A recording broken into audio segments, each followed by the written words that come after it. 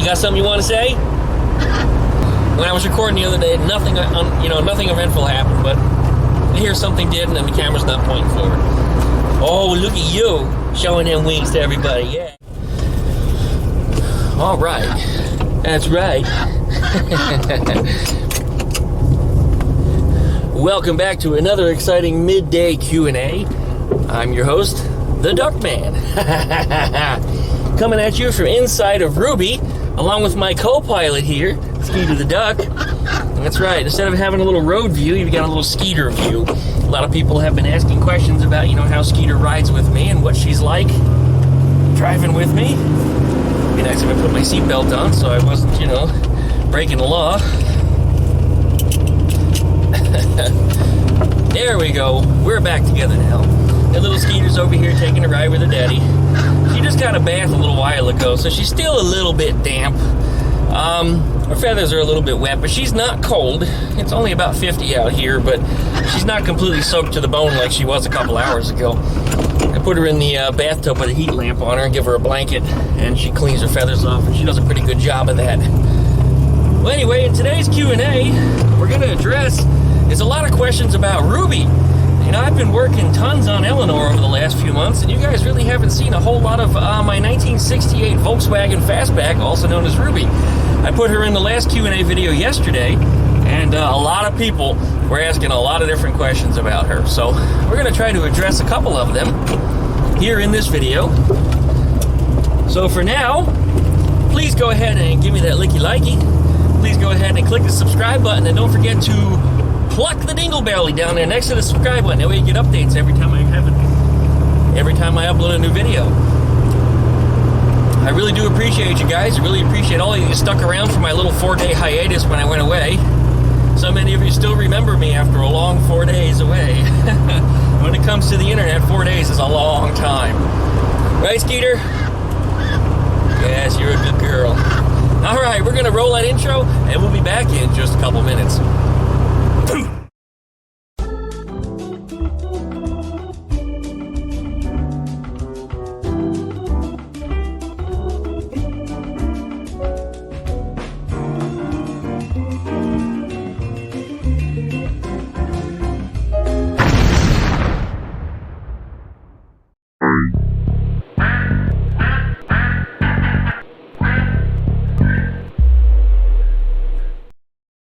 This is Ruby, my 1968 Volkswagen Fastback, and I got her pretty much in the condition that you see her.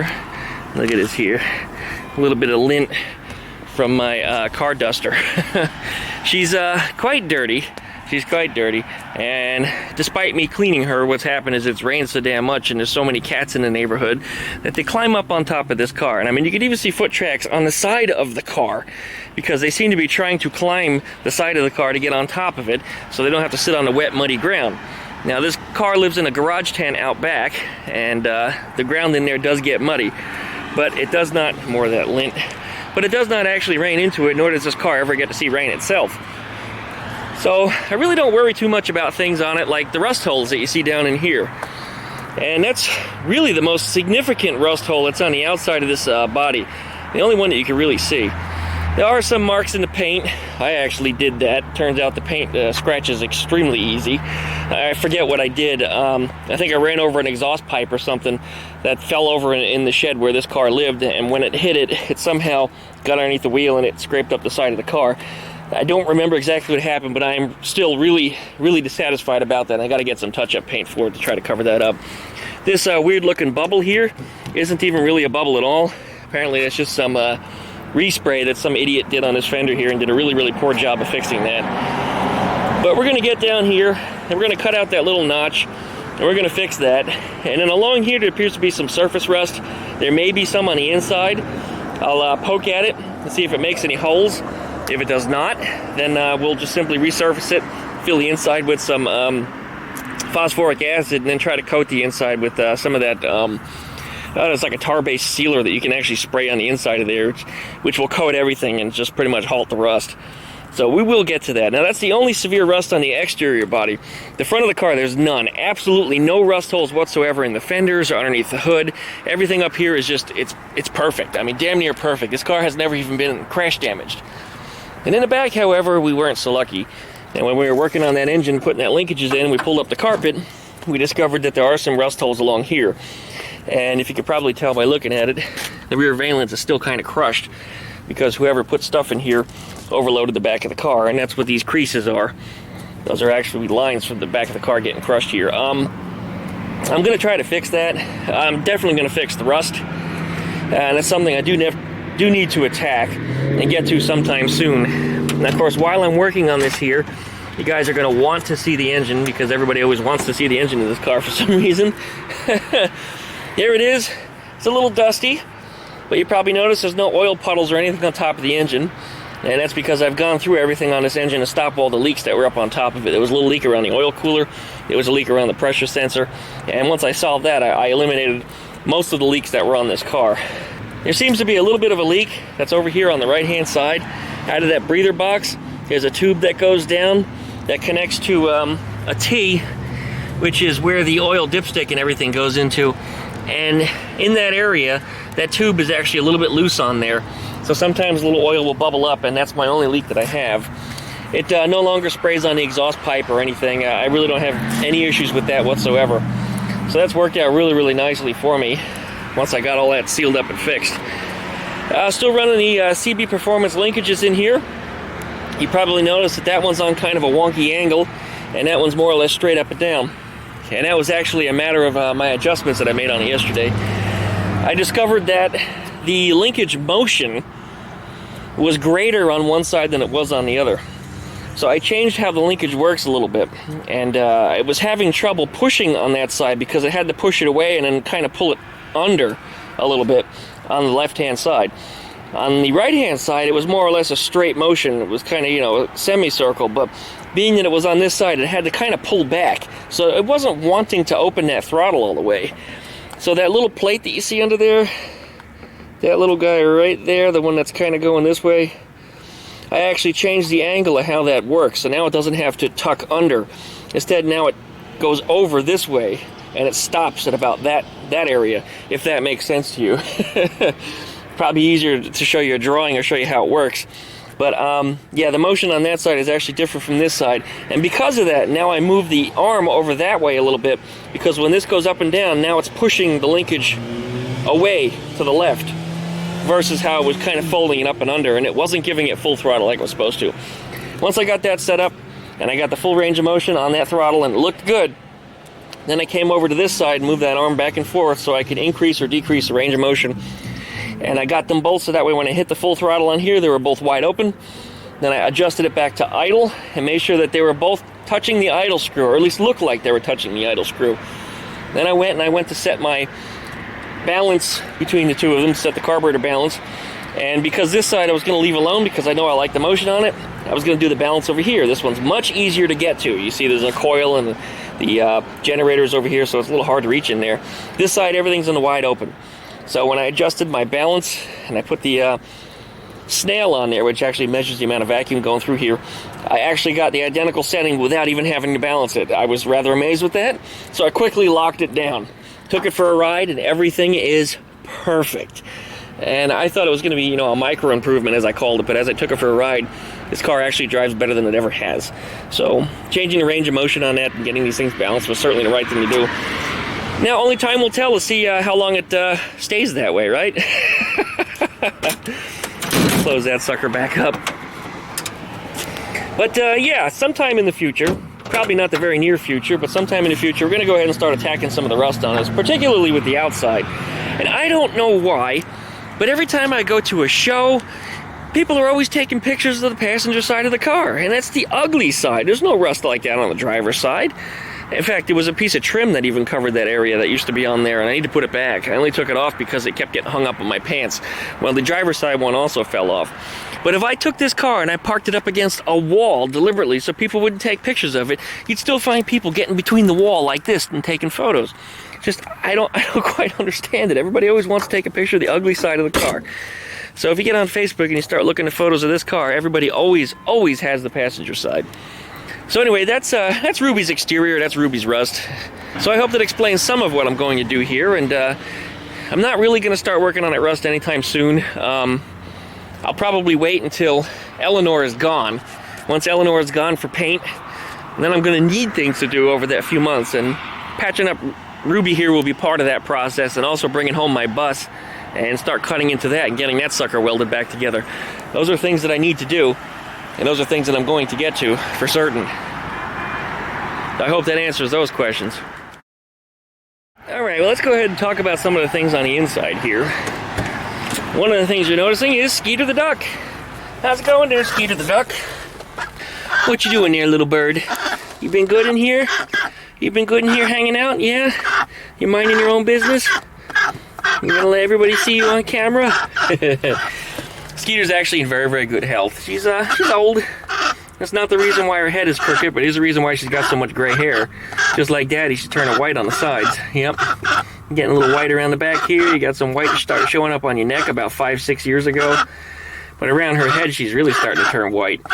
But she's still the beautiful little bird that I always had, aren't you, little girl? Yeah. You're going to be 17 years old in March. Why do you keep turning around backwards? Why don't you look at the camera? Come here. Let me see you. Turn around this way so everybody can get a good look at you. Oh, I'm sorry. I shouldn't have done that. Yeah, you didn't like it when I picked you up like that. I'm sorry. I'm sorry. I'm sorry. You okay now? You okay, huh? Daddy rough you up a little bit too much here? Okay, give Christmas bites. Give some Christmas bites. Good girl. Go ahead, give them. Give Daddy some bites. Yeah, do it. Show Daddy you love him. Give a bite. Give a bite. There it is. Okay. You're so good. Daddy loves you. Yes, he does. Alright, people were asking about my shifter. This is a Hurst copy MP shifter. Yes, that's my tripod over there. But this is a shifter I just really like the feel of, and I've been looking for a real Hurst. I would love to replace it with that. But people are asking, you know, why do you have trouble finding gear sometimes in one of your videos? And the reason why is there's actually a plate under here for reverse. And pushing the reverse, you go left, and you pull up this, and you see how it clicked over a little more, and then boom, that's reverse. Well, first is when you hit that plate, but the plate is kind of inhibiting me from, see, I can't quite push it in the first, but you see I just got it on the second try. It kind of gets hung up right there sometimes, and right now it's not doing it. Right now it's fine. But that plate that's underneath here is just a hair out of the way. And it's a nuisance, but it's not really inhibiting me from driving. So I haven't really bothered to fix it, but there's 2 bolts on here, 13 millimeter, and what I probably need to do is just bump the shifter or just the plate to one side a little bit, and then lock it back down. And I'm not sure which side it's going to be. I'm going to have to play with it a little bit, but it's a real easy adjustment. But as I said, it's not always an issue. See, there's first, second, no problem. But once in a while, it won't go in the first. There it is. Got stuck going in the first. Pull the second, and it won't go in the first. There it is. Down first again. First, third, fourth, second, and first is stuck again. Anyway, reverse is always right there. That's always there. But first is usually just tricky to find because of that damn lockout plate. I'll get that fixed. Not too big of a deal to me. But, well, that's just the way it goes. I also need to replace the foot pedal plate. There's a metal plate that's supposed to go under here that holds the carpet up. I'm really not a fan of that. I kind of think they're kind of ugly. It allows your pedals just to stick through little holes or in the floor, little slots in the carpet. And, yeah, I find them to be kind of ugly, and they're just difficult to keep the carpet in place. So that's one of those reasons why it looks a little bit in like disrepair under here. I just really haven't bothered to deal with that too much. But I do have the plate, and yes, I will reinstall it. But one of those things, you know, I just haven't gotten around to yet. But before I get into all that, I actually need to do a little bit of rust repair down here under the pedals. Now, when I first got the car, the pedals actually fell to the floor. I mean, they actually just fell right down forwards. The clutch was not nearly as bad as the brake was, and the brake was, of course, much more important to have, because if you have an emergency, you need to stop. The clutch isn't such a big deal. You can stall it all day long. But this square area you see here, I actually replaced that, and I had to drill a new hole for the pedal stop, and I got the pedals working the way they're supposed to. That solved that problem. But actually, this whole area under here was just completely rotten out. Now, if you're noticing here, there's another hole, and that's some of the original metal that also rusted and rotted out. So what I need to do is I need to cut out the rest of this area through here and welded another patch about the size of a pack of cigarettes. You know, it shouldn't be too big of a deal. It's just one of those things that's a little hard for me to get to because I'm kind of a big guy. But yeah, I did fix that area. So when I get to rust repair, we'll hit that also. But it just kind of crumbled and it fell through. But this car never sees rain, so I don't worry about like mud and water getting into there or really causing any worse damage. It was just, you know, compromised metal that got crumbly, and it fell through. But this car's got a lot of floor patches on it over the years. You can see there's another one that was here. I guess I need to clear up this tar board. This is a patch. There's another patch over here that got repaired. I fixed this one too. And there's also a couple of patches underneath the driver's and passenger seats. The rear battery area in the passenger side, somebody fiberglassed that some time ago. I was like, oh, you know, there's no rust here. I don't have to fix that. That's kind of weird. It rusted everywhere except for where the battery's at. But I was wrong because it's fiberglass shut. So they painted over it. But one day when I had everything apart and I kind of knocked on it, I realized it sounded like plastic. It didn't sound like metal. So upon further investigation, I discovered that it's all fiberglass. I'll probably cut that away and weld in a patch back there sometime eventually, but it's not really important in the grand scheme of things for me. That is the turn signal flasher, and the reason why that's hanging down is because for some reason I find myself replacing those rather frequently, and I don't really like stuffing it up under the dashboard. And over here is the high beam low beam relay, which I've been having trouble with, or so I thought, and it turns out it's not actually the relay. After doing a little diagnostic, it's in the switch. So I'm going to have to do something with the switch, perhaps even just clean the terminals, because you can actually look in there and you can see they're a little bit green. So they might just need to be cleaned and polished, and it might be enough to get it working. Or at least working reliably, I should say. Because it does work, it just doesn't work always. It doesn't work good. So that's probably the best way to put it. Well, anyway. Alright, down here, just to the left of the chicken. Yes, that's right, you are the chicken. There's a couple little levers that are just to the left and right-hand sides of the e-brake handle. And a couple people are asking, you know, just what are these things for? Well, most later model Beetles, Fastback, Carmen Gias, they have these levers that are down here, and what they do is they control the heat. This one turns the heat on, and of course you can turn it on either a little bit or a lot. And what that does is it actually opens the flappers on the heater boxes that are behind the car, well, actually in the exhaust pipes. And the engine blows cool air over these heater boxes, which are literally just a box around the exhaust pipe with a bunch of heat spreaders that are inside of them. And the air goes through them, gets heated, comes through the flapper, which is now opened by this, and runs through the heater channels, through the outside of the car, up through here, and then they run up through the vents here, and the vents in the dashboard. Now, the Fastback also has a right-hand lever, and this allows me to change the heat bias from either front to back. There's actually a couple of heater ducts that come out from behind the rear seat behind me, and this allows me to turn those on, and I get much more heat, I notice, when I open those up. Or if I close it out this way completely, it'll go ahead and defrost the windshield. So I hope that answers that question. I mean, you can adjust the bias between these. You can actually have a little bit of defrosting and heat coming from the back at the same time. Or you could have just the backs, or you could have just the fronts. You could have your heat turned to half on, or just a little bit on, or, you know, full on. They're fully adjustable. Fully adjustable, but of course it's, you know, completely mechanical, and you know, there's no dials or dashes or knobs or electronics. There's no fan, essentially. If you want more airflow, you got to downshift and give the engine a little rev, because the engine speed, well, I should say the fan speed is dependent on the engine speed. So I hope that clarifies things as to what these little levers are. But yeah, they're actually for controlling the heat. On a day like today where it's about 50, you might want it on. When you're moving at speed, this car is a little drafty because some of the seals are a little bit loose on it. They're just not as good as they used to be, so it does have a little bit of a draft in here once in a while. So it is nice to pull the heater on, even if only partially, and pull it up all the way, because I like the heat coming from behind me. Being that the bottom of these seats, they're completely open on the bottom, the heat actually goes up through the front and then circulates around this way. And sometimes it's also a good idea to leave the vent window open just a little bit like that, because what this will do is it'll suck, so it'll pull out some of that air. So it causes the cooling or heating system, I should say, to draw more air through it for whatever it's worth, because it depressurizes the cabin. Anyway, I hope that answers how those work. Thanks for the question. That's Ruby, my 1968 Volkswagen Fastback. I never really intended to buy this car.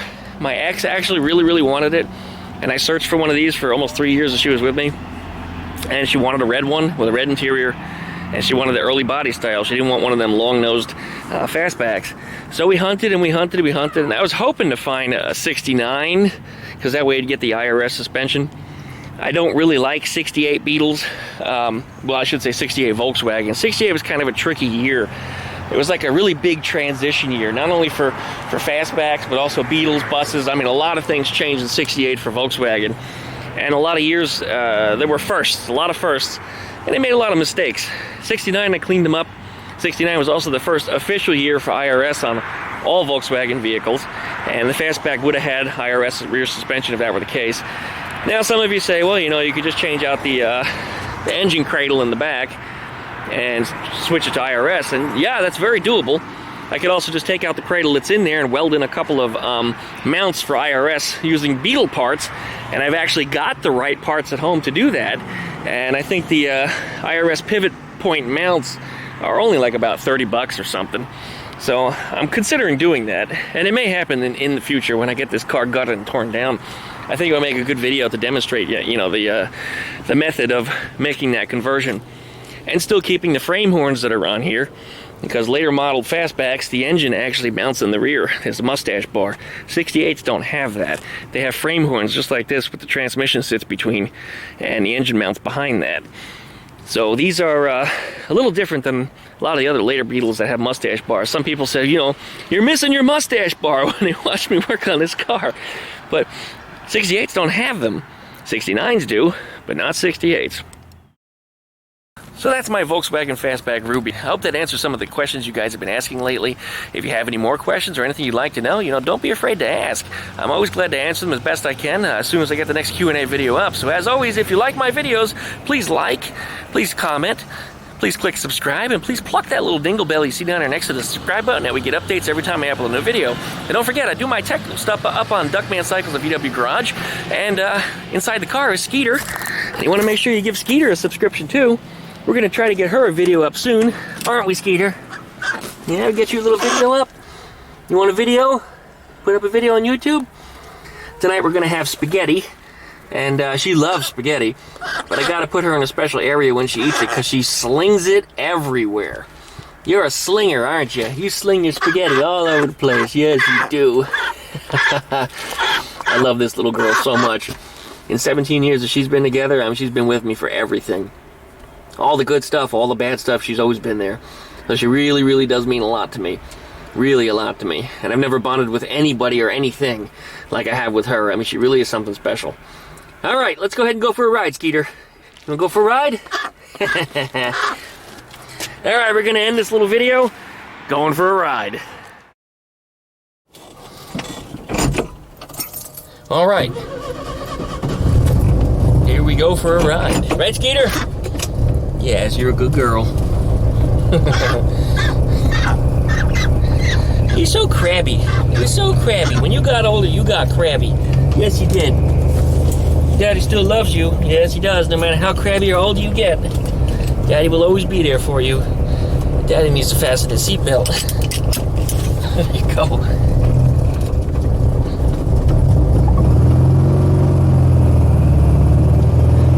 Did give this engine enough time to warm up. There's no chokes on the carburetors in here. The Delorto carbs that are on there, they are what they are. Since I only drove about 1.5 miles from home, the car never really did get warm.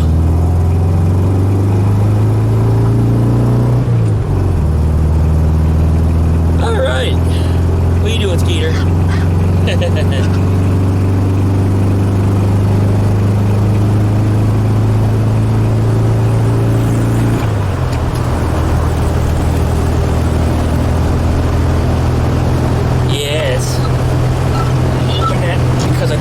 Stuffy in here, and I didn't need that open at all. You're a good girl. Well, anyway, I've enjoyed driving this car over the years. I've done more modifications to like the suspension and stuff on it to make it drive more like I would want it to. Putting on a extra front and rear sway bar, which really firmed up the suspension a lot. Whenever I drive this thing now, and whenever I corner specifically, the body stays level. It doesn't lean way off to the outside of the turn. The tires on here are factory spec.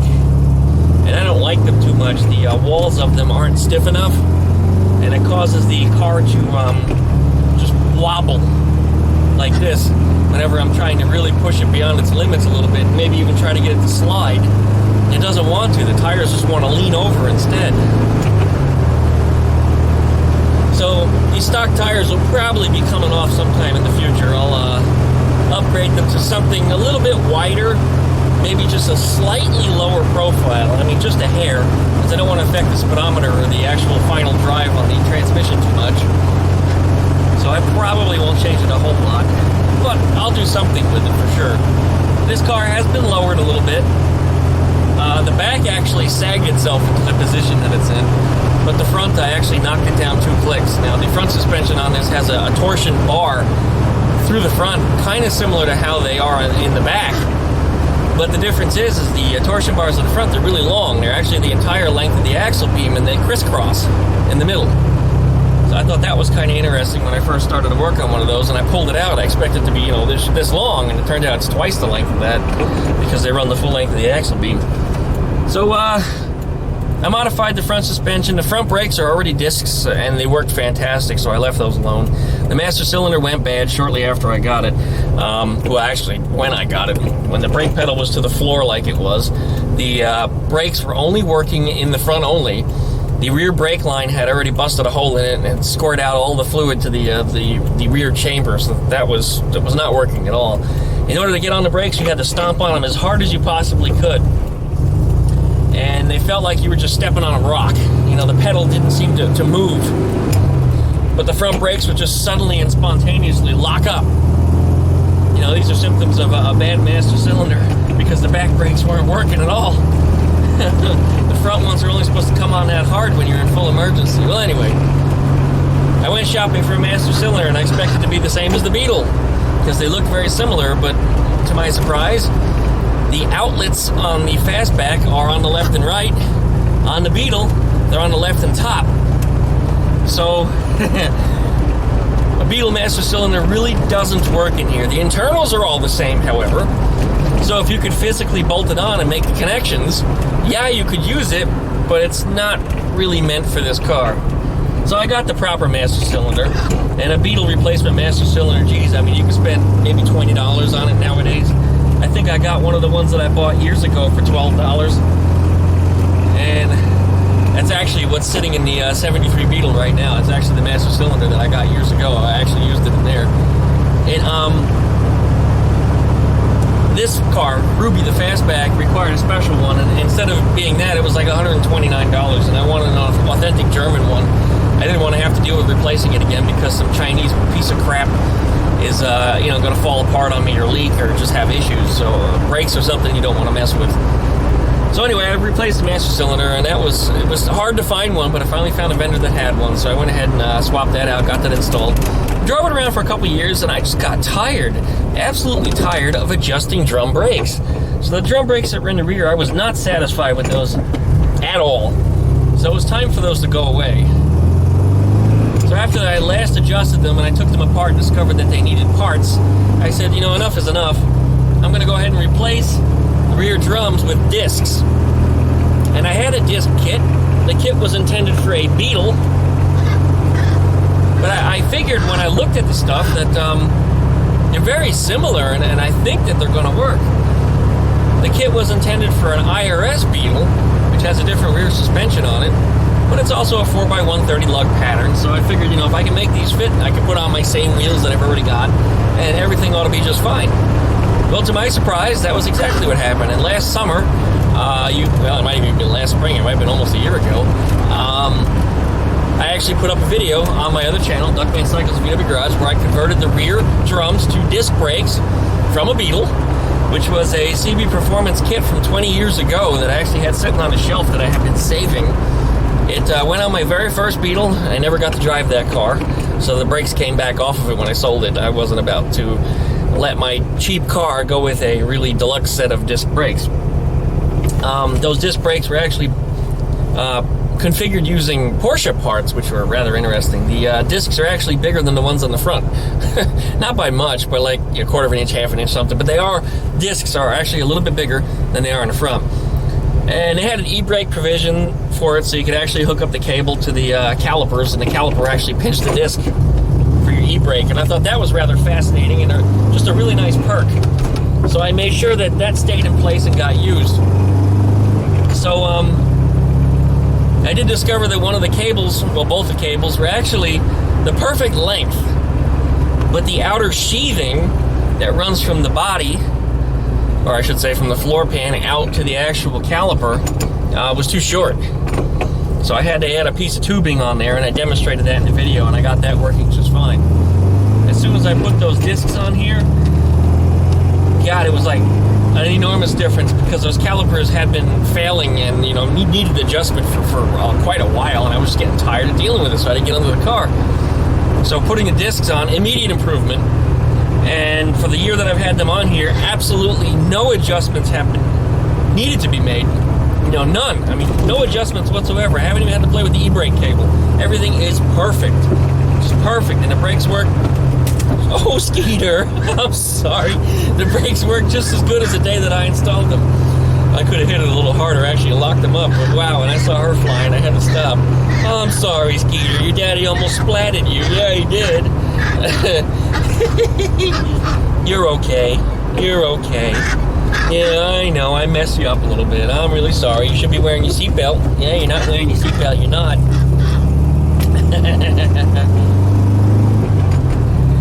Well, anyway,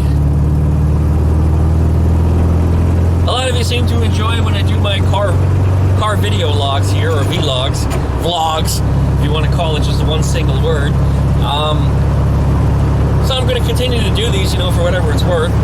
Once in a while, maybe I'll take out the Z, or maybe I'll do a motorcycle vlog. You know, I'd love to actually take the bike out again, and I have the helmet boom mic to go to my mouth using the GoPro mounted on my chest, so you guys can see what I see and shoot a little video with it. Skeeter likes to go on a motorcycle too. I mean, she's getting a little old and she can't see as well, but she still does enjoy the bike, and I know that she likes it because she sticks her head up in the wind and she starts cleaning her feathers. Now, no animal that's in distress is going to clean itself. No, animals will either get aggressive or they'll try to run away. It's Austin Healy over there. Just passing the little antique shop where that, what was it? A Thunderbird Volkswagen, what do they call it? A V-Bird, where that was sitting some time ago. Apparently it's gone now, but now they have a rotten old Austin Healy out there. It's just falling apart. Piece of crap. Otherwise, I go stop and take a look at it, but it is pretty bad. Right, Skeeter? Yes, you're a good girl. Yes, you're a good girl. You're so crabby. Why are you so crabby? Is it because you're wet? Is it because you're wet, huh? Ah, the pizza joint over here is closed. It would have been nice to pick up a pizza to take it home. Oh well, no pizza from there for you tonight. I'm sorry. Oh shit, the Goofy Golf place has been painted. But they painted the Mario section of it the wrong colors. I actually have a picture of Skeeter on Halloween dressed up as a Koopa Troopa. You know, the turtles with the wings on their shells. And she really didn't like the costume, but I took her over there, and whoever was running the Goofy Golf over there actually allowed me to go in there and just take pictures of her. I mean, I wasn't playing golf, so they didn't charge me for admission. Took photos and went on my way. And I'll share the photos with you here. You can actually have a look and see. But they had a whole Mario section with mushrooms and a princess's castle and a whole bunch of other stuff. Well, when I looked over there just now, they repainted the entire thing, but they painted the castle all the wrong colors. It doesn't look like a Mario castle anymore, so I don't know what they've done to it. So whoever painted it, I bet you was probably an old man or something that owns the Goofy Golf, because I know it got sold a couple years ago, and probably had no idea what they were doing, so they used whatever paint they had and just... It's not a Mario castle anymore. Right, Skeeter? Yes. You're being a good girl. Yes, you are. Boy, you're crabby. You are crabby. Ever since she's gotten older, she's gotten a little more and more crabby when I pet her. And I got a feeling she might be in a little bit of pain. I do know she has arthritis in one of her ankles. And the vet said that probably both sides are going to wind up doing it when he took an x-ray of her like 5-6 years ago. I mean, he predicted it long before it happened. He said she's definitely going to have some joint problems on the one side, and he says the other side is probably right behind it.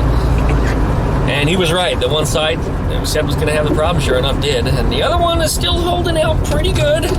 Pretty good, so she can still get up and walk, but she tends to trip over herself. But I think she might be in a little bit of pain, and that's one of the reasons why she crabs at me when I pet her, and why she's so nasty to her brother. So her brother is always stepping on her, or biting her, or pulling her feathers. I mean, he's always just way too rough with her. And she will scream at him. I mean, nothing like the sound she makes to me.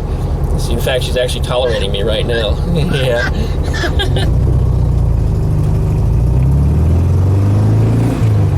Well, the Fastback runs good. The thing about this car is that it just needs to warm up. You know, the lack of chokes on those carburetors really hurts the performance of this car when it's cold. And the best way to warm it up is either let it sit and just idle for 5 to 10 minutes in the driveway, or go and drive it for 5 to 10 minutes.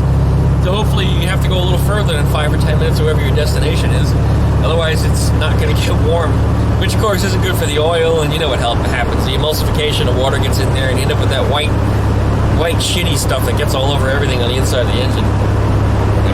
You need proper temperature cycles to make that go away. Right, Skeeter? Yeah, good girl. Well, anyway, I think we're going to wrap up this video. I think I've run entirely long enough, so I'm going to ask you guys to please like, comment, and subscribe. Please pluck that little dingle bell you see down there next to the subscribe button. That way you get updates every time I upload a new video. And don't forget to check out Duckman Cycles and VW Garage up on the Facebook group page. That's right. We have a Facebook group where a lot of people are sharing their YouTube stuff. And I invite you guys to get over there. You know, if you've got a YouTube channel, get up there and share your stuff too. I mean, share it with everybody. That's where I put some of my stuff. And I put a lot of my stuff also up on Patreon, which you can find on duckshit.net. So for those of the Patreons that are out there that are watching my videos, in most cases you get to see them early. I'm really sorry that I've actually gotten behind this past week, because I've just been so busy with so many other things. I mean, I hope you guys do understand that life happens. But I'm going to continue to record videos and try to get ahead of the curve again, so that way I can give you guys things a couple days early, as I had been doing. And we're going to stick with that, because that's been working out good for everybody. It makes my Patreons happy, it makes me happy. And if I do get a day where I have to take a day off, there's videos recorded in advance. So that's nice that I have something to release to keep my channel busy and active. Like I said, always I try to get up a video once a day, one here, and one over on Duckman Cycles. I do a technical video, and then I try to answer people's questions from the previous video right here on VW VV. What are you squawking about now? You just squawking just because, huh? Squawky, squawky. Squawky, squawky, squawky. Once again, thanks for watching, guys. I really do appreciate it. If you'd like to email me, duckmancycles@duckshit.net. Thanks again. We'll see you next time. You got something you want to say? I had enough, Daddy. I won't go home now. Taking you outside was good for you. It helped dry off them feathers. Yeah, it did. You were all wet. Yeah, you were all wet. Your belly was all wet. And now that you're out here, you've moved around a little bit, your belly's all dry. Well, mostly dry. I still feel a little dampness. Yeah, you're doing much better. Yes, you are. Daddy's a good little girl. Yes, you are. Now, they tell you don't text and drive, but they don't say don't pat your duck and drive.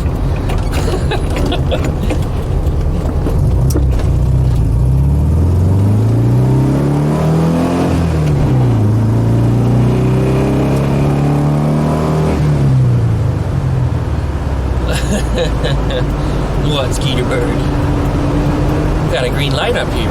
Check that out. Nice when that happens. Not even on the throttle, just coasting away downhill. And I'm gaining on all the cars in front of me because they drive slower than hell. Right? Yeah, who's a good girl?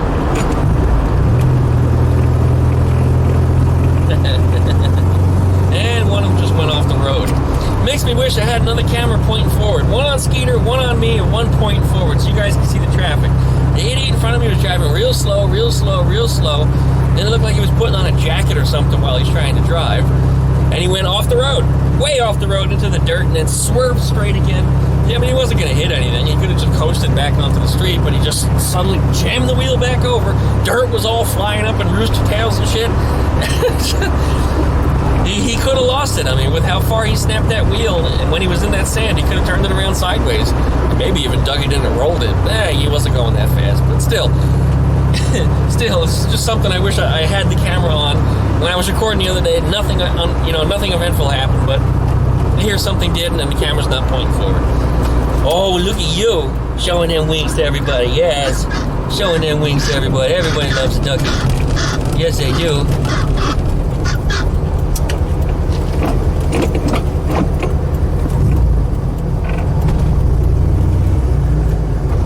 There was a cop flashing blue lights at me from behind.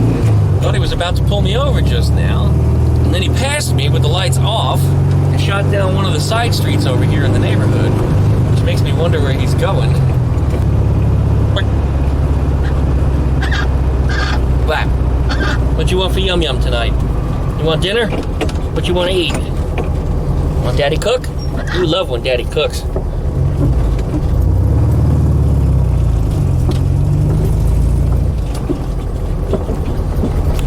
Gee, Volkswagen's a fun ride, isn't it?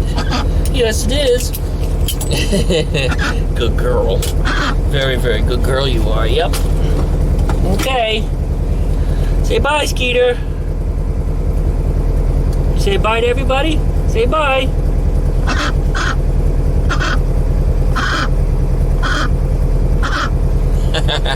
Good girl. Very good girl. Yes, you are. All right, we're going now.